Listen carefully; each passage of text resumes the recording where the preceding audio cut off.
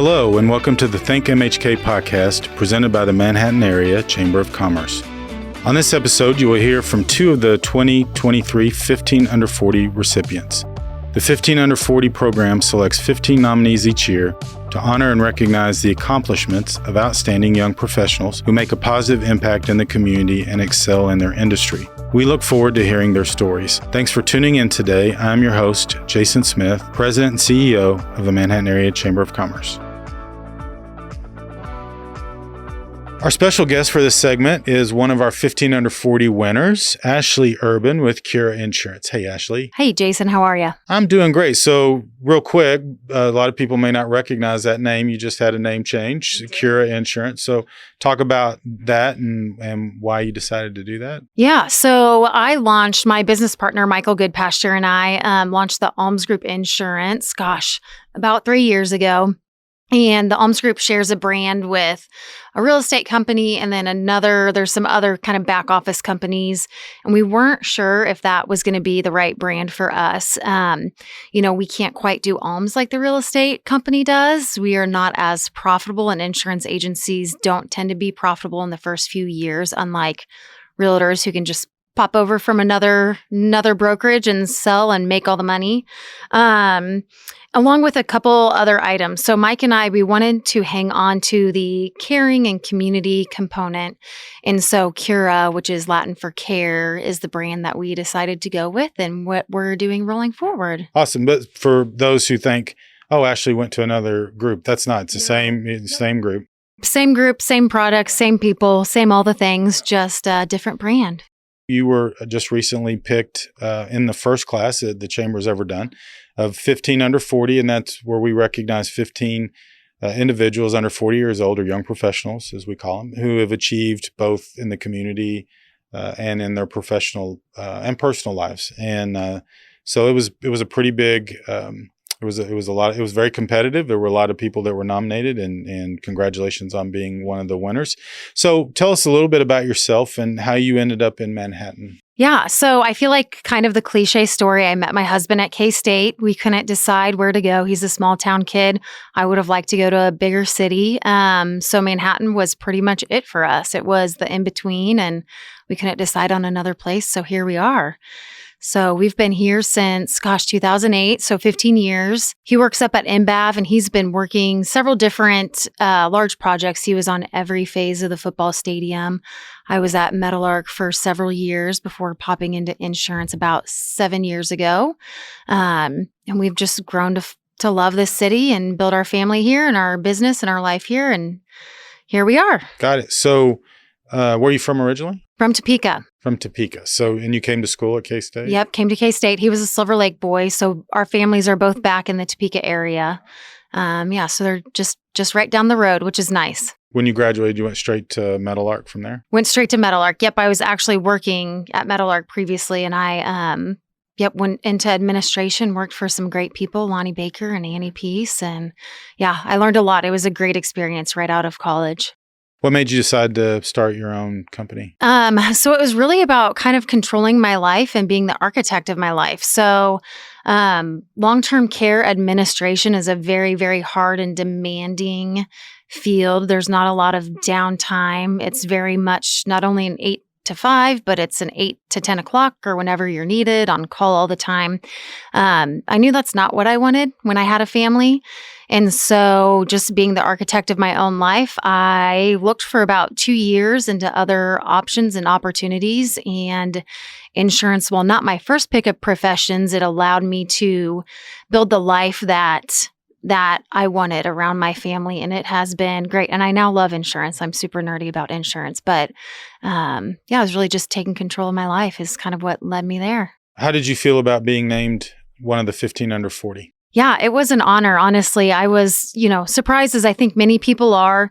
We do things in this community, and talking to a lot of the other honorees, you don't even know if people know what you're doing, and you don't do it with the anticipation of being recognized. And so it was a huge honor to do it. I do joke with some of them because several of us are very heavily involved in a lot of different items and activities, and jokingly say, gosh, we're the biggest suckers in the community because we sit on different boards and we volunteer and we can't say no.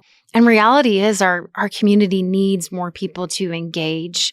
And so I hope having an award like this kind of opens other people's eyes and maybe encourages other people to get out there and help the community in any way, shape, or form they can. It's interesting you say that because I'm in the process of meeting with all of our board members, and one of my board members is Annie Peace, who you referenced a minute ago, somebody that you worked for at Meadowlark, and she has great things to say about you as well. But Jamie Minton, it was one of the honorees, and Meadowlark brought a big contingent to the reception, including Lonnie, which you don't see Lonnie at very many places, so it was good to see him. Yeah. But Annie said she was talking to somebody else who was there with her, who specifically asked her, "How do I get on that stage?"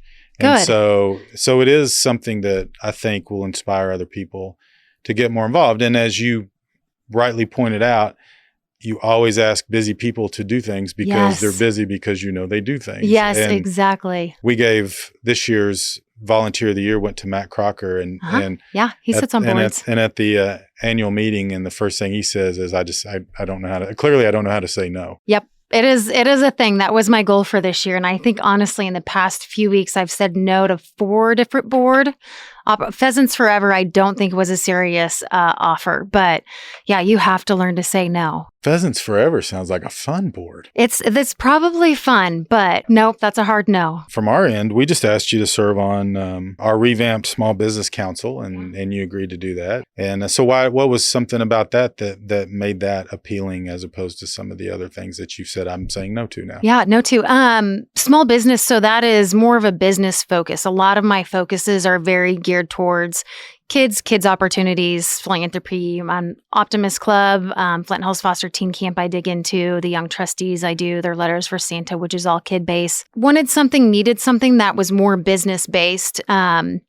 And Small Business Council and small business in general is something that I care deeply about. Obviously, I'm a small business owner. A lot of people don't, understand what we go through. And so if we can advocate for each other, then that's something that interests me. So I'm excited to be a part of that. Well, I'm glad you decided to do that. And Craig Loppe is chairing that. And so anybody that has interest in what we're doing there can give us a call. So you've stayed in Manhattan, and what are some of the reasons why you and your husband have decided to stay here? It's a great community. I think a lot of people take it for granted, but it has the kind of bigger town opportunities with the small town feel. You go places, people know you.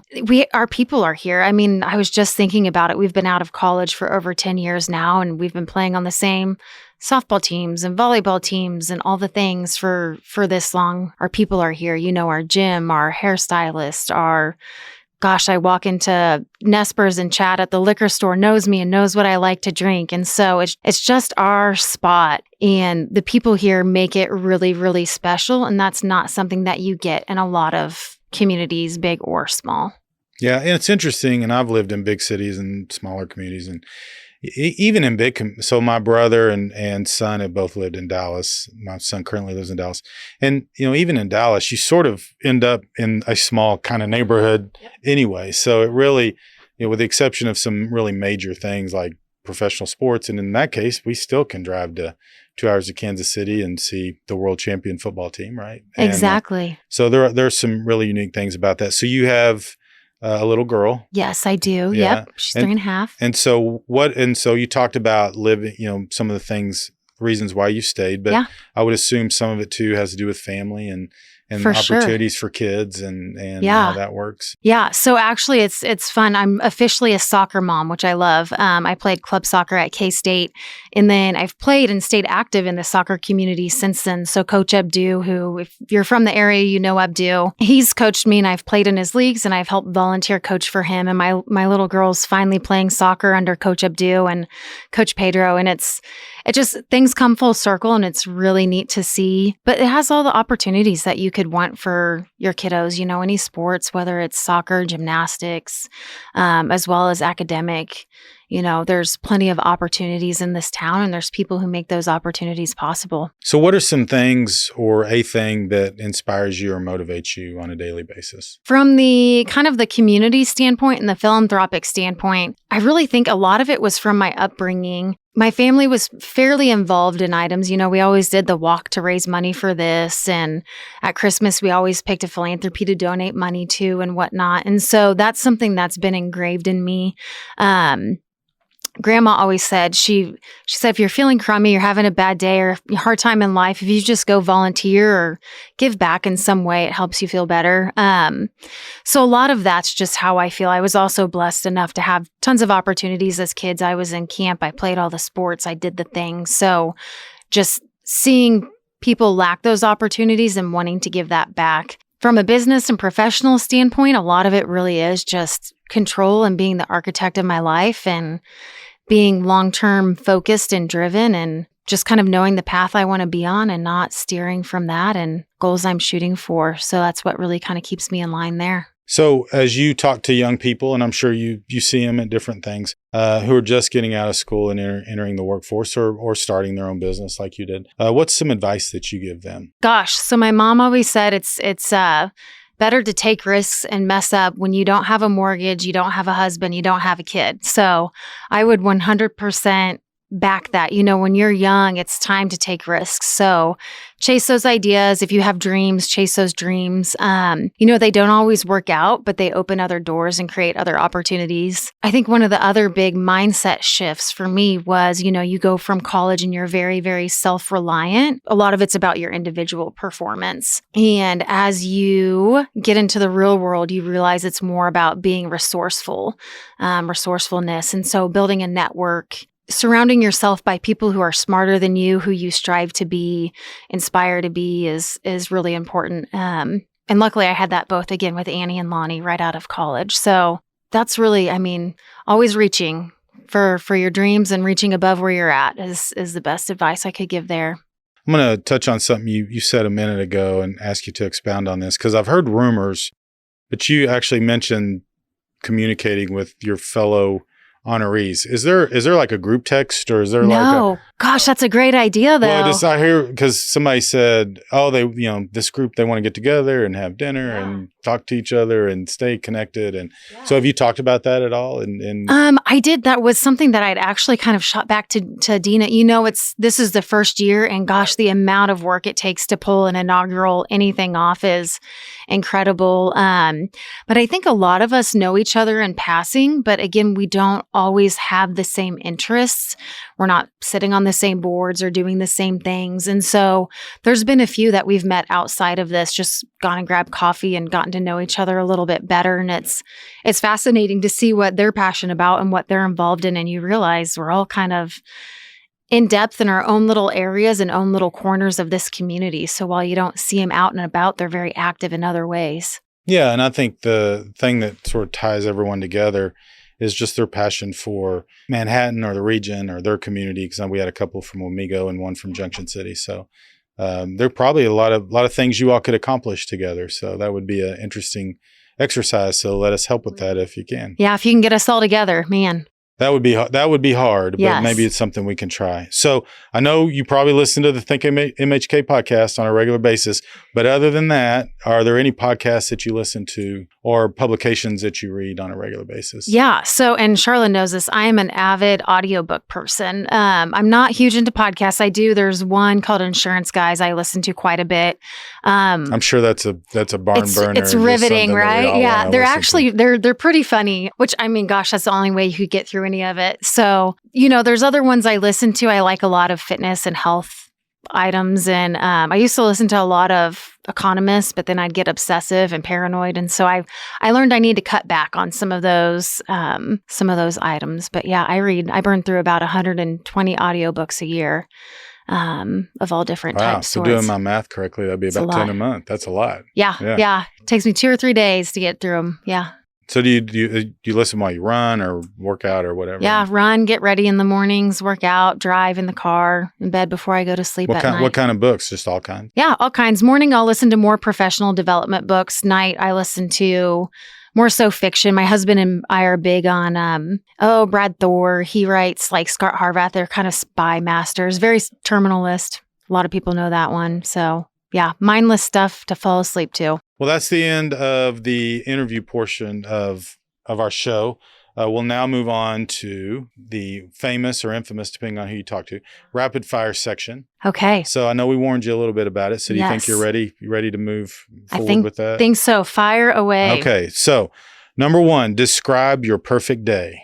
Okay. Probably float down the upper Buffalo River in Arkansas and just camp out on the banks. So where exactly is Buffalo Yeah, River? it's down in Arkansas. So it's huge mountains. There's like a 200-foot waterfall, big cliffs. It's pretty, but it's nice enough water if it's not cold like the white waters of Colorado. And so what town would that be near? Is there a town? Gosh, that goes there. Ponca. Okay, like where's it from? Ponca's the head like Mountain Home, somewhere in that area. Probably. The Ozarks. It's in the Ozarks. It's the Ozarks. Yeah. Okay. Yep. I'll have to check it out. If you could go back in time for a day, what day would you go to? Wedding day. That's pretty easy. Yeah. Your wedding day, I assume? My wedding day. Yes. Okay. Yep. I'd relive that over and over. Did you get married in Topeka then? Yep, we did. Okay.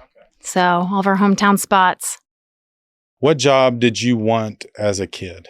Ironically, a wolf trainer. I thought I could train wolves for Hollywood motion pictures. Didn't work out. Is that a real thing? I think everything's animated now, if I had to guess, or whatever. It's technology based, but yeah. So why, I'm not judging, why a wolf? I liked wolves, which is ironic because I really am not even a huge dog person anymore. So yeah. That's interesting. I don't know why I wanted to do that, but I was set on it. I think that would be an interesting job. But what was your actual first job? I was a server at Outback Steakhouse. So that's a little more standard. Yes, for sure. That's a normal job. Can make money. Moved a lot of blooming onions out. Yes. Oh man. Probably so many blooming like onions. As you went home every day. Yeah, blooming onions and cheese fries. There you go. What skill would you most like to learn? I would love to learn to play the guitar. I just would not like the time it would take to learn to play the guitar.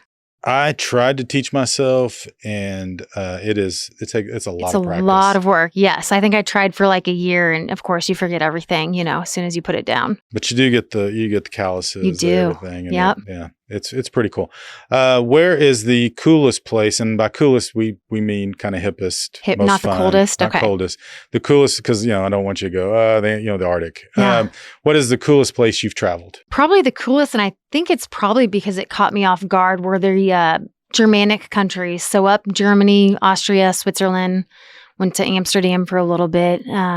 Those are awesome. People were really down to earth, and they are beautiful. So.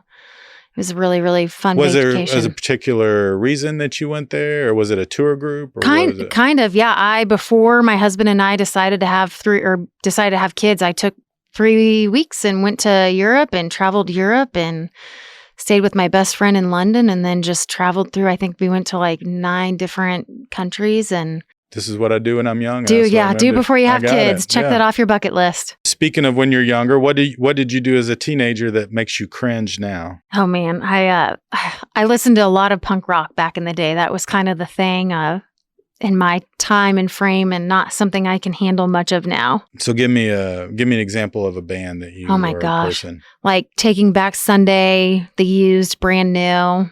I don't know any of those groups. Not missing much. Yeah. Okay. It's fine. What is the most ridiculous thing you believed as a child? I was scared of the toilet. I always thought alligators and snakes would sneak up through the toilet. We don't even have alligators here. Why I thought that, I don't know. That's not true. We did have two. Touche. We did. That escaped into the creek. And quite frankly, they could have gotten me. Probably scared kids across Manhattan. It did. I have read stories. I hate to do this to you, Ashley, but I have read stories where snakes do come up. Do they? Yeah, okay, so this is a real life thing. I feel better about myself. You don't have to be scared of it, because the chances of that happening are probably not slim to none. Yeah. But I have heard of that happening. Alligators. Not so much. Yeah. Probably not. Do you prefer working remotely or in the office? Oh man, remotely, 100, 1000%. Any particular reason or just? I'm far more productive if I work remotely. And I just, I was an athlete growing up. I don't necessarily enjoy getting dolled up for days of work. And so if I can be at my desk by 7:30 in the morning and get the day going, I knock out so much more work. How do you deal with work stress? Work stress. I lift heavy weights and go on quick runs and work out hard and try to stay sane like everybody else. So that's what I do too, but it just doesn't seem to work. No, not so much. Hopefully. Yeah. It is, but I've told people a lot of times, they say, because I'm not a huge runner, but I do like to run. And why do you like to run? I go, you know what? You get home after a day and you get out for about 3-mile run and it clears your head and it just makes the rest of the day feel better. Yep. Time to yourself. Nobody needs you during that time, which is, yeah. It's kind of like I think a lot of people use a commute when they commute a long yes. ways. It's just time when put your headphones in and you're just out there. So yep. I get that. Checked out. Well, Ashley, thank you for being with us today on the ThinkMHK podcast, and congratulations again on achieving the award of 15 under 40. Thank you so much, Jason. I appreciate it. The ThinkMHK podcast is brought to you by the Manhattan Area Chamber of Commerce. Don't forget to subscribe and like the ThinkMHK podcast on your preferred podcast provider, and you will never risk missing an episode. If you enjoyed our show, please give us a 5-star rating and leave a review. To find out more about today's topic or other chamber activities, please go to manhattan.org. And now back to today's show.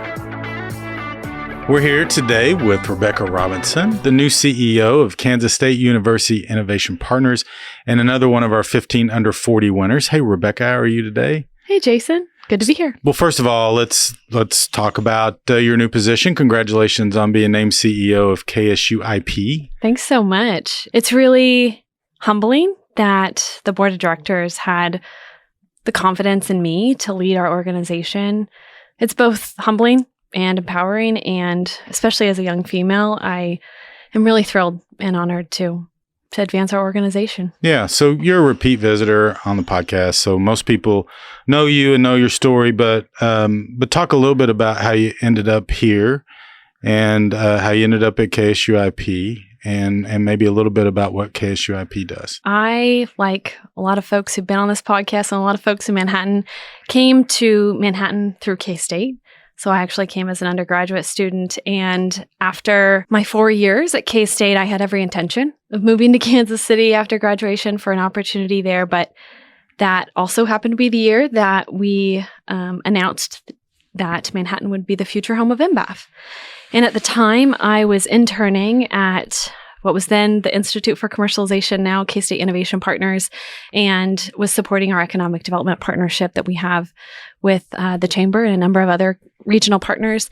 And that momentum and the opportunity to be a part of Manhattan's future, along with some wise counsel and urging from mentors and the team at Innovation Partners, I made the decision to stay. And the rest is, as we shall say, history. And where are you from originally? I am originally from Colwich, which is just outside of the Wichita metro. Okay. Yeah. Talk a little bit about Innovation Partners. So you went through a name change. Sure. Kind of combined some different groups. But what will your role be now as the CEO of the organization? K-State Innovation Partners serves 3 main functions for K-State. And the reason we've changed names is because we have evolved as an organization over the last 20 years. The original purpose of Innovation Partners was to commercialize intellectual property that emanated from the university, but we also lead corporate engagement activities for the university and economic development, that part of our land grant mission. And so my role as the president and CEO of Innovation Partners will really be to drive strategy, build and support the team there in our work to deliver against those 3 missions for K-State and the region. The opportunity I get to serve on the board of the Kansas State Innovation Partners, and it was part of that transition and the name change, and very excited that I got that opportunity. And then I don't think this is a secret, I got to participate in the interview process for the CEO job, and I couldn't be happier for you and chance to lead the organization. And just, I think we should probably mention, since we haven't mentioned it yet, you are getting this position because of the retirement of Kent Glasscock. Yep. And so maybe talk a little bit about what Kent has meant to that organization and to you personally in his time there. Yeah, Kent has been a both a mentor and an advocate for me in my career, and actually is where I've learned a lot of what I have grown into in terms of an economic development professional and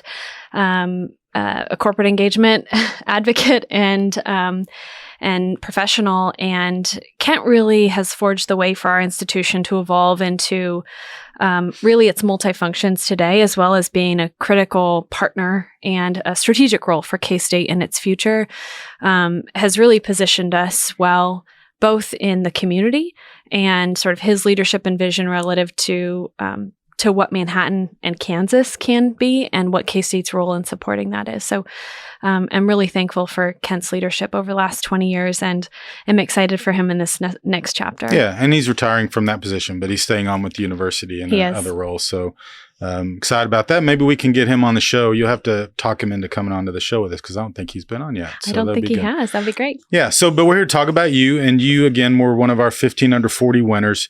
How do you feel about being named one of the top young professionals in the region? Well, I'm, of course, honored to be recognized by the Chamber and the region, but I'm also thrilled that we have this program and that we've created this program, because we've got a tremendous amount of active and engaged young professionals in the community.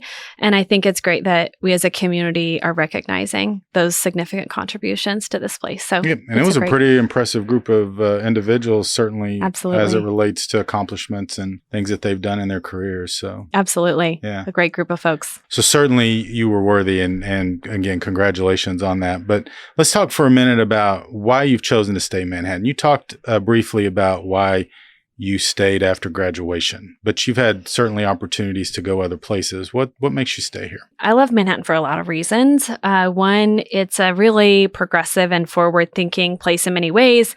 It's a city with a lot of great pride and lots of purple pride at that. But in my tenure working and living in Manhattan, the symbiotic relationship between the university and the community is different than other places. And I think it makes it both special, but also competitive in a place that, especially in the work that we do together, Jason. And yeah, there have been a handful of opportunities over the last decade or so that Blake and I have considered other opportunities and other places to advance our careers. But at each of those times, we took an inventory of what we have here in the community, in terms of the community of people that we have surrounded ourselves with, and both personally and professionally. And that social capital, along with the opportunities to advance in place here, have just been too hard to leave. Yeah. Well, since you brought him up, Blake is my husband. Okay. And and what does Blake do? Yeah. So Blake has a law practice in Manhattan, Robinson and Adam Law Firm.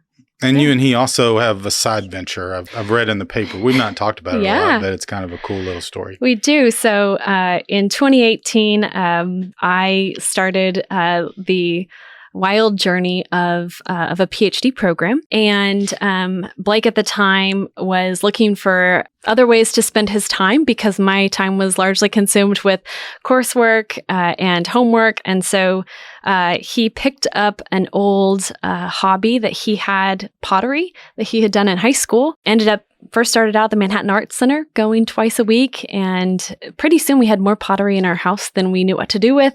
And so the entrepreneur in me, the business person in me, so we got to get rid of it. And so we started a little business called PhD Pottery, where I try to get rid of as much pottery as I can. So, I got it. So kind of cleaning the house, but maybe make a little money on the side. That's right. At least buy more clay and glaze, I suppose. And is Blake pretty good at it? I haven't seen any of his. I think he's pretty good. You know, an artist would say it's never good enough, and half the stuff he won't let out of the house because it's not good enough. But I think it's pretty good. Well, good. That's an interesting side venture. So you hit on this a little bit, but as a young professional, what do you think makes Manhattan a special place to live? The thing I love about Manhattan as a place to live is you end up having amenities and diversity of amenities and the types of things that you might not have in a community of our size, because of the diverse populations here, whether it's Fort Riley or K-State, and just the kinds of people that we have in this community that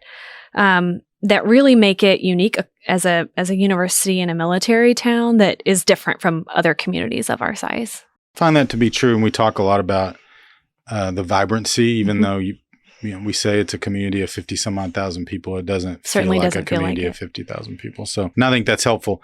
What inspires you or motivates you on a daily basis to get out of bed and go to work on behalf of the institution and the community in terms of economic development and prosperity? So I'm a problem solver. So I love overcoming challenges, and those kinds of challenges that we face are really a big motivator for me.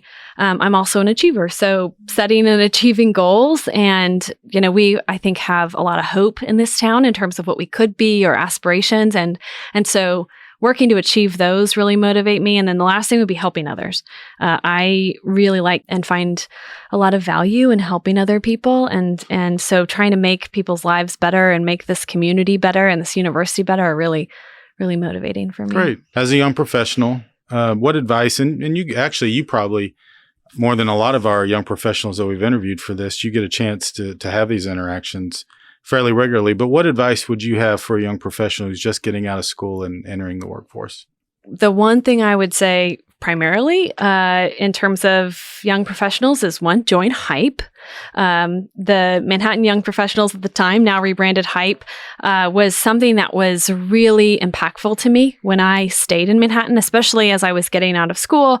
A lot of my friends went to other places, and I found myself in a little bit of a vacuum where I wasn't sure who to hang out with or what to do. And so some of my best friends today and colleagues are people that I met in HYPE. The other thing I would say is never stop learning.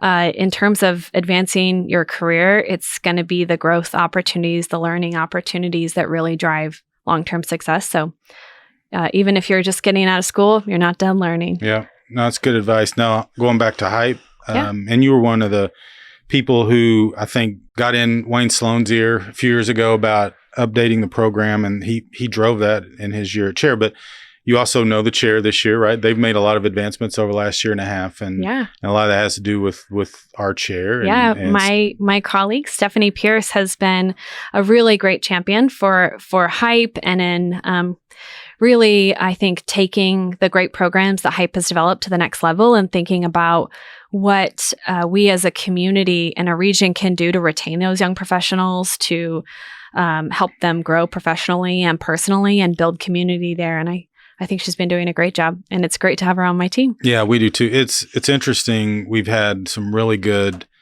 visionary people who have a lot of great ideas, and they have a lot of passion, and they're motivated to do a lot, sometimes too much. And at the time when we were visiting about who should slide into that chair position, and Summer Dirks, who was our incoming chair at the time, and I were discussing it. And I said, we really need somebody there who's organized and can get people a little more coordinated on how they're doing it. I've got the perfect person, and she has been great in that role. So thank you for letting us have her for a number of hours as she's worked to kind of get that program a little more coordinated and I think easier to navigate. Other than this podcast, which I'm sure you listen to on a regular basis, Absolutely. Are there other podcasts or publications that you get information from that you would recommend to young professionals or other people in the business community? Sure. Well, I have a lot of news that I generally subscribe to. But in terms of sticking to podcasts, I've got a couple of recommendations. One is Archetypes by Meghan Markle. It's Meghan Markle's new podcast. I love that one. It's only on Spotify, but is a great one. The Dave Chang Show is a great one on food and sort of that space. And then the last two I have to plug are produced by my Aunt Beth, who is a broadcaster down at KMUW in Wichita. One is Marginalia, mostly interviews with authors, and You're Saying It Wrong, which talks about words that we might oftentimes mispronounce and what they mean. I thought you were chastising me for a minute. I go, what am I saying wrong? I don't know what I'm saying. That's the name of the podcast. That is the podcast. All right, I got it. Well, that's the end of our big picture questions. We are now moving on to rapid fire. Now, you're a repeat guest. Yeah. So you've been on before, but we were talking specifically about, I think, the Scorpion Project. I've never talked about myself and on so this. We've never done rapid fire, correct? Correct. I think that's right. So we have 10 questions that we shoot at you, and we ask you to answer as quickly as you can, just so we get to know you a little better. Perfect. So, all right. So you think you can handle it? Are we ready? Let's do it. All right. What job did you want as a kid? I wanted to be a professional singer, and a philanthropist. So I wanted to be a wealthy professional singer. Yeah. We have that in common because I really thought when I was a kid I was going to be a professional singer. Oh my gosh. Do you still sing? As you know, when I'm not supposed to be, I guess. I don't know. We can start a band. There is a running joke in the office about me singing in the bathroom. Oh my so gosh. when I walk into the bathroom, because it's got good acoustics in there and everything. It's actually I'm actually really effective in there. But outside of there, I don't know how good I am. So we'll see. Maybe we can try sometime. That's awesome. If someone paid you to write a blog or book about anything, what would that be about? I would do one of two things. One would be about travel and food, the things to eat while you're traveling to places, or about being a woman in the workplace and just the unique sort of challenges or opportunities. That would be a good, I don't know that we have a lot of those, and that would be good. Now this is not a rapid fire question, but you're a big traveler. I love traveling. I have a bit of wanderlust and travel at every opportunity, but also love coming home. So how many countries do you even know? I have no idea. It's like 10 since I've known you. I have, dozens probably. Yeah. I don't know. And all the states yet, or are you still working on that? I haven't done as much of the U.S. states. Okay. I've done a lot, but not all. But Blake and I primarily try to go far right now while we can, while we can hike and do all the hard things and all the hard languages. Yeah, no, I got it. Makes sense. Okay. Back to the rapid fire. Sure. What was your first job? So I had a couple of early jobs early in life. One, I'm from a big family, so babysitting. But I'm also the daughter of a plumber. So I was a plumbing assistant. Oh, nice. And I was, or as we called it in the day, grunt. Mm-hmm. And so I was running back and forth from the truck or cutting pipe or finding fittings, those sorts of things. Again, we'll go off the rapid fire questions for a minute. You have how many brothers and sisters? I have 9. 9. That's a big family. 9 siblings. There's 10 of us total, 7 boys and 3 girls. And you're one of the oldest, right? I'm the second oldest. Yeah. So, we've got my wife and I now together. We've kind of Brady bunched it. We have 8. Yeah. And it's a lot. So, kudos for your parents. Yeah. Man. They're great people. Yeah. What is the most unusual pet you've had?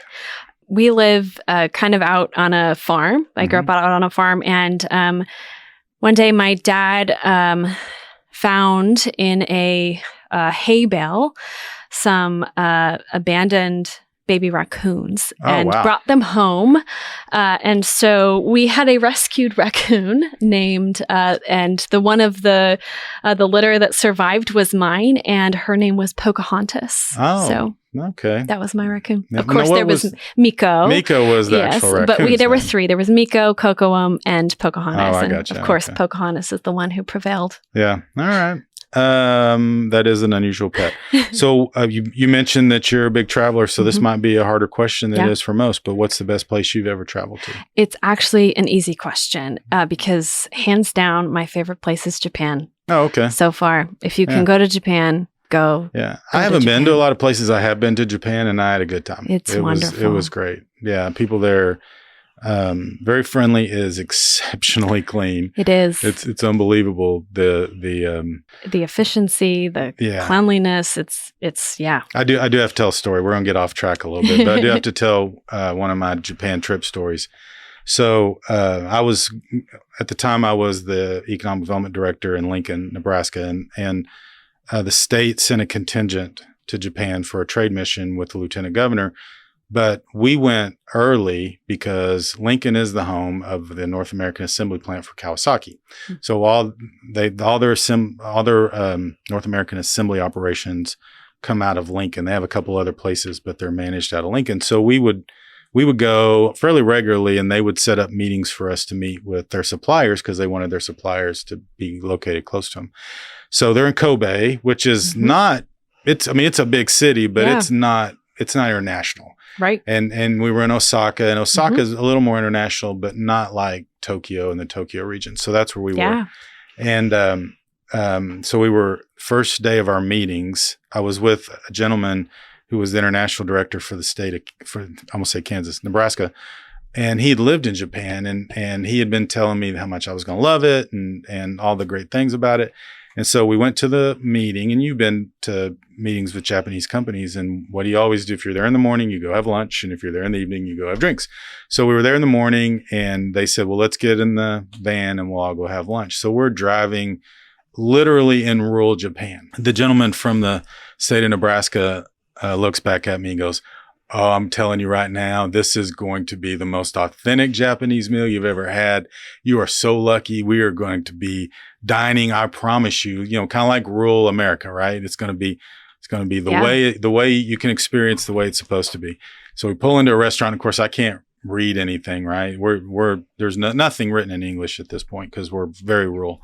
And we walk into it's a house almost that's been renovated into a restaurant. We walk in, and the gentleman from the state of Nebraska looks around, and I can tell he's kind of a pained look on his face. And I go, what's the story? And he goes, that's a Chinese restaurant. Oh my gosh. So we had sweet and sour chicken. We had broccoli beef, all the things you would get from a Chinese restaurant in the U.S. So it's like they thought I think it was probably their favorite restaurant, right? Gosh. It was probably like, oh, this is our favorite restaurant, so we should go there. But we did get some very authentic Japanese food during that trip, and I loved visiting Japan. So thanks for bringing that up, because I always enjoy getting to talk about that. So I'm going to try to find my place again. What is the one thing that instantly makes your day better? The one thing that makes my day better is a homemade meal by Blake. That man knows his way around a kitchen and can cook, I'd say nearly anything. And a lot of the stuff they might cook is Japanese or other Asian dishes. So, yeah. Well, if Blake's listening to this, I'm sure he will. You're making us look bad. Stop it. So, aside from necessities, what one thing could you not go a day without? Caffeine, preferably in coffee or Diet Pepsi form. What is the one question you wish people would ask you less? When I'm going to finish my dissertation. Well, that's kind of close to that, though, right? I know. It's just the end date is when it gets done. That's what happens when you are in an academic environment, though. They all want to know. How do you deal with work stress? Exercise, typically, primarily weightlifting or kickboxing. What advice would you give the 19-year-old Rebecca Robinson? I would say find a way to study abroad. So, of course, I have Wanderlust, and the one itch I didn't scratch was living abroad. So, a couple weeks at a time just doesn't always cut it. I feel like I'm always missing a little piece of the country. So, that's what I and every other 19-year-old try to do. Yeah, that's good advice. Well, Rebecca, thanks for being on the show again. Of course. Congratulations on your new position. It's obviously well-deserved. And again, congratulations on being one of our 15 under 40. Thanks so much, Jason. Thanks for listening to this episode of ThinkMHK, a podcast produced by the Manhattan Area Chamber of Commerce.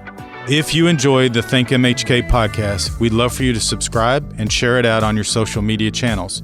Feel free to reach out to us on Facebook, Twitter, or Instagram at the Manhattan Area Chamber of Commerce.